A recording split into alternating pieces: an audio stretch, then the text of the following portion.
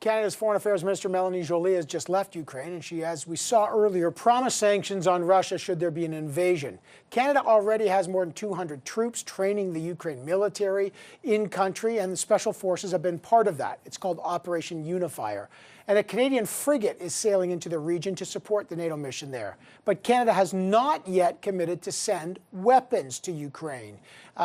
Remember, Russia illegally annexed part of Ukraine in 2014, the Crimean Peninsula. So is another invasion coming? What's the Russian view of this? Let's find out. Joining me now is the Russian ambassador to Canada, Oleg Stepanov. Ambassador, welcome to the program. Good to have you here. Thank you for having me. Hello. People want to know, why is Russia amassing 100,000 troops on the border of Ukraine? Is Russia preparing to invade that country? No, absolutely not. Russia is conducting regular exercises on its own territory, and there is no intent to invade Ukraine. The U.S. and NATO believe that these are not regular, that these are combat-ready troops, that there's no reason to have 100,000 troops on eastern Ukraine, and much like Russia did in 2014 when it, in Canada's view, illegally invaded and annexed part of the Crimean part of Ukraine, the Crimean Peninsula. Is this a provocation towards war? Absolutely not. I know that we agree to disagree about the status of Crimea and how it happened, but once again, I want to officially state that there is no desire, no intent to invade Ukraine, no intent to create any sort of situation that would lead to conflict in that particular region. So if there is no intent, is your country peace talks keep breaking down, why then, as a sign of good faith, why not move some of those troops away from the border? Well, you know, there are a couple of things. First of all, it's a principle of sovereignty, and Russia can do anything on its own territory, and of course, we would never move our troops in our territory at the behest of the foreign countries. That's one thing. The second thing is that it's not the peace negotiations, as you put it. It's the invitation from the Russian government to engage in comprehensive security dialogue between Russia and the United States, between Russia and NATO. We are discussing a number of topics there. What is most important for us is non-expansion of NATO, that NATO returns its infrastructure and national deployments to the status of 1997, and that we can proceed with securing a comprehensive security arrangement for the Europe. In order to provide for the equal, indivisible security, both for each and every member of the European continent. Right. NATO's response is that NATO determines who is a member of NATO or not, and that NATO is a defensive pact. It is not an offensive pact. It is no threat to Russia. In fact, it is there as a defense against Russian expansionism. The NATO allies, as you know, cite not only the annexation illegally of Crimea, but the invasion and occupation of Georgia in 2008, what they see as the illegal troops in Moldova. There's lots of precedent. That's why NATO's worried more about, and by the way, what the support of militant groups in eastern Ukraine, in the Donbass. NATO's worried about Russian expansionism, not vice versa, sir. Well, it's a Western point of view, and from the point of view of Moscow, NATO was steadily encroaching towards Russian borders, deploying combat infrastructure right at the steps of St. Petersburg and our Western cities. And since you declare that in each and every summit of NATO, you declare that NATO remains a nuclear alliance, it practically means that the nuclear armed alliance is basically at our steps when each missile launched from, hypothetically, of course, launched from the NATO base can reach Moscow in 10 to 15 minutes. So please understand us that we don't feel very much secure when NATO is expanding right toward our borders. And, you know, I wouldn't comment because it's about Georgia, because it's a very well documented story.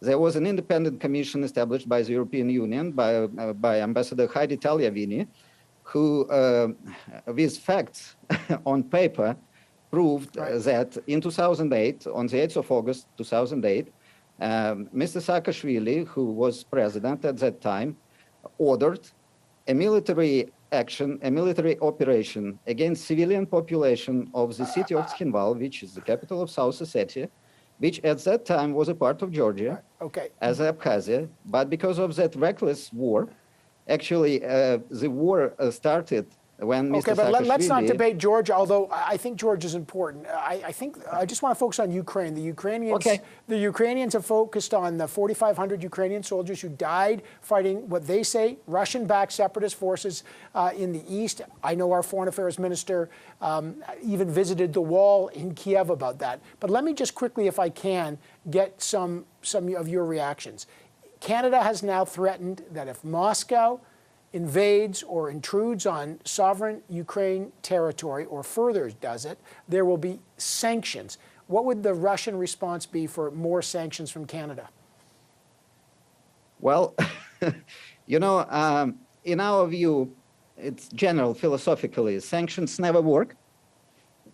And sanctions never will be able to work against such countries, such nation as Russia. The attempts to use sanctions as threat in order to make Russia to do certain steps on international arena is just an illusion. Actually, in Russia and in Russian government, and I can tell you frankly, nobody cares about Western sanctions anymore. And, why don't Russia? So no one cares about economic sanctions against Russia?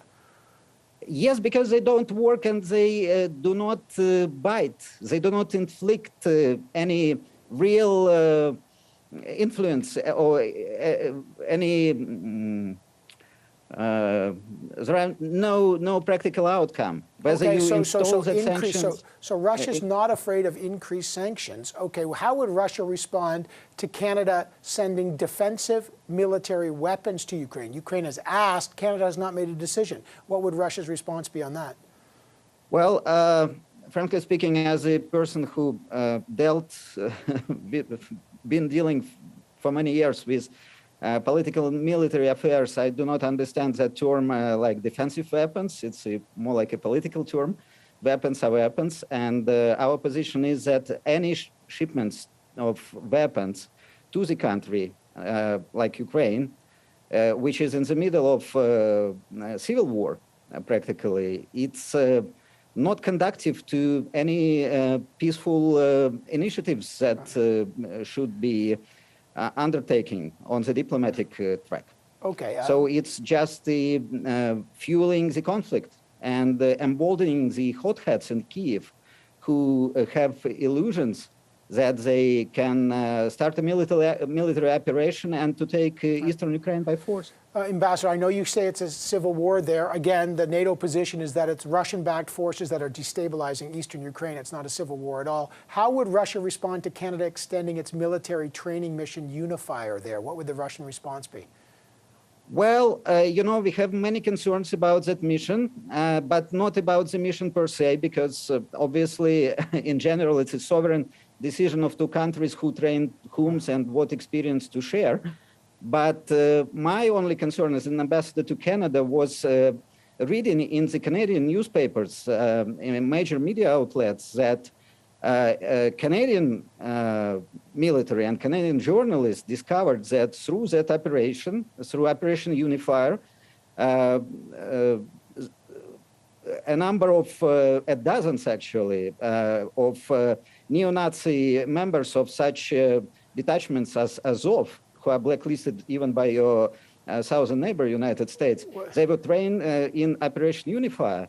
And as far as I know, the Ministry of Defense of Canada is now conducting the investigation, how that could happen. And for me, it would be very interesting to see what would be the result of such an investigation. Okay, just because, and I know you and I will speak again on Sunday, sir, but Canada's got special forces on the ground. We're looking, they've made a message to Russia, do not invade. Just very quickly, what is your message back to Canada? Well, once again, as far as I know, those special forces are deployed there since autumn 2020 on rotational basis. They provide security for the embassy and some other fulfill some other tasks. So we do not look at that as something extra to what Canada used to have on the ground. But once again, my opinion and my signal would be that the less military is on the foreign military on the ground in Ukraine, the more success, the more chances of success for diplomatic settlement of the conflict in the East Ukraine. All right, Oleg Stepanov, the Russian ambassador to Canada, sir, I really appreciate this, and we hope this does not escalate to a conflict. Thank you, sir. Thank you very much. Thank you for having me.